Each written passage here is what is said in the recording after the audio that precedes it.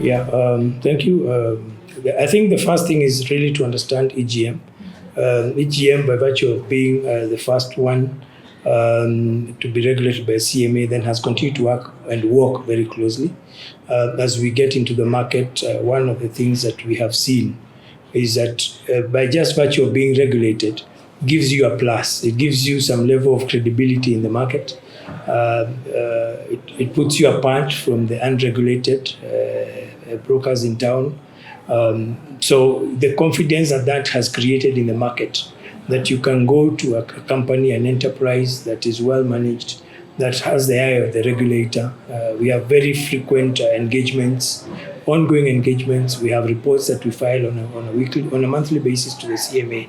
So our engagement with our regulator is good. So one is that yes, we are perceived as a legitimate business, and we are a legitimate business. The other issue is that around transparency, that people can actually put in their money and trade on our platform, be able to get in and get out, pick profits as and when they wish to do that. Because you can come in with your $1,000, do a trade, make $100, take the $100 as your profit, and take part of your capital if you so wish to do other things. The in and out is very clear. We're able to walk through our clients, the journey around how they come in and how they get out. We are able to segregate their funds. So the accounts of clients are not commingled with our own funds. So we maintain very, very clear segregated accounts, which is actually a CMA requirement. So that in the event a business of this nature was to go down, you don't go down with clients' money. So there's a very clear demarcation between our own funds and the funds of our clients. I think the size of the market is big. We have a lot of foreign brokers in this market. And therefore, those numbers will not be private too. But I think we feel the potential is a lot more. There are a lot of people who want to go into the system and ask, on Google, how do I make money online?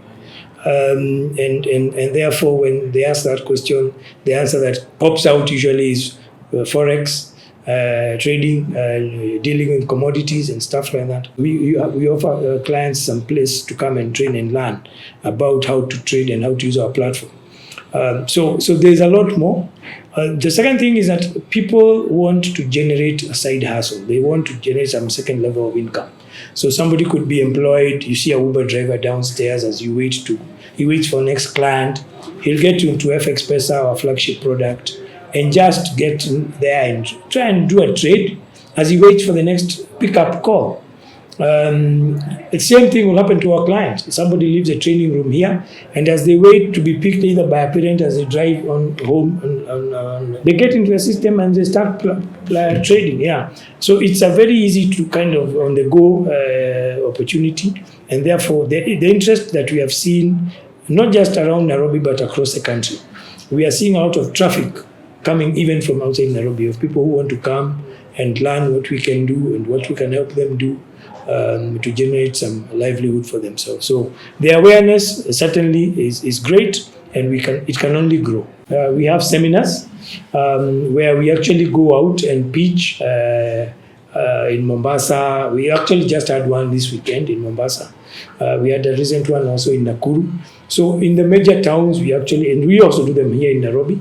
But just to get visibility outside Nairobi, we actually do have seminars where we have a whole day, and they're very well attended. There's a lot of interest actually outside Nairobi. There are young people being churned out of college. Now we just got the results for KCSE yesterday. So those are potential graduates for going to university. Yeah, they'll be doing the undergrad in the next 6 months.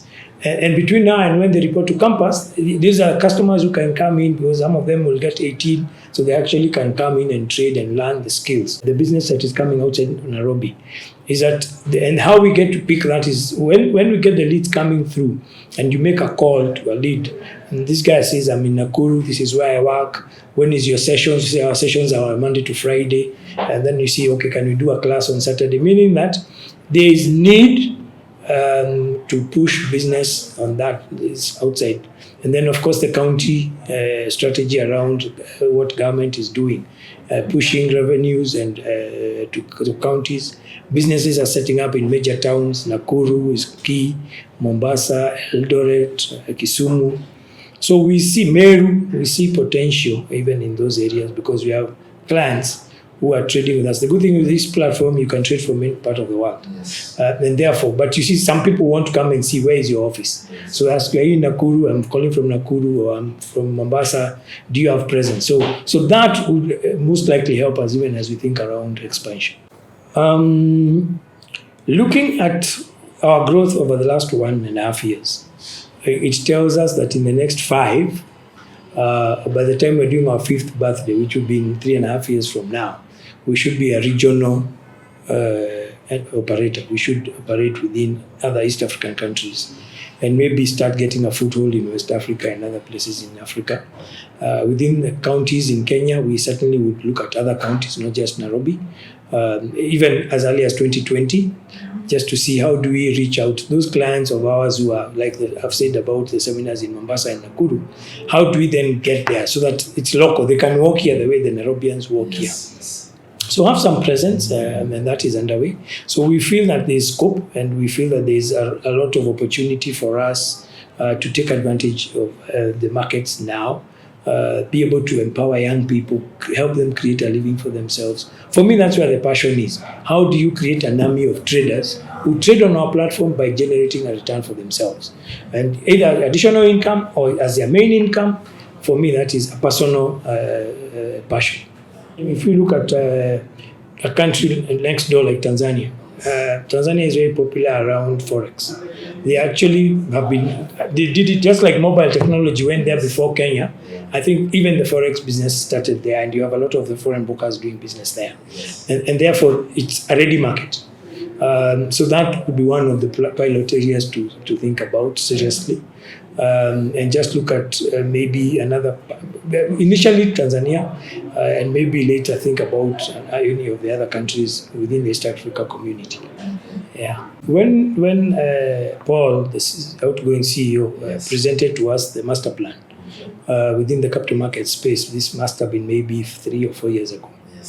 And he walked us through the vision he had around the expansion of the market. And you only expand by market by getting more players and getting more products. So he was looking at it that way, that can we get more companies coming in? They want to regulate more companies. They want to get more products that people enjoy overseas and they are not in this region.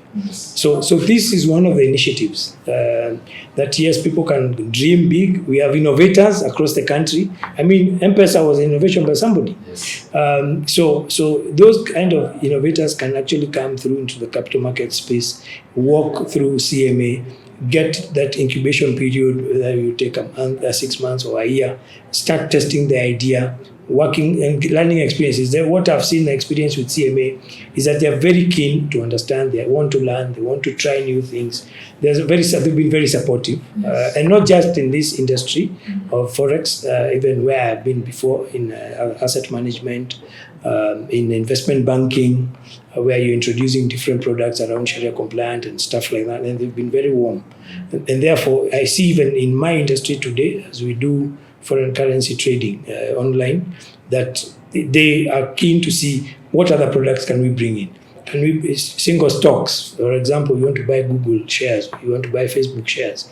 How does that? You can do it through our platform, but how do you then take that information to the masses that you can actually do contract for difference between various counters, between indices? You can actually trade indices on our platform. But when you have the CMA backing you up and saying, we know these guys are regulated, we are part of them. When they have an open day, we are there to talk to investors around it. So these are initiatives that CMA is taking, not just the business hub, the sandbox thing, but even just partnering with them to create awareness about the industry, to promote the industry, to promote the products that we have. For us, it's a win-win.